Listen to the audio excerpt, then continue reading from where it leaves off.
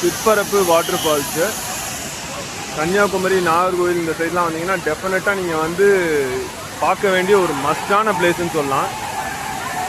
இப்போ பார்த்தீங்கன்னா வெள்ளிக்கிழமை, ஆனால் லீவு டே, அதனால இவ்வளோ கூட்டம் இருக்குது. நார்மல் டேஸில் வந்தீங்கன்னா பக்காவாக இருக்கும். ஜென்ஸுக்கு தனியாக, லேடிஸ்க்கு தனியான்னு பயங்கரமாக சூப்பராக செட் பண்ணி வச்சுருக்காங்க. முன்னாடியெல்லாம் இப்படி இருக்காது, நான் வந்தப்பலாம்.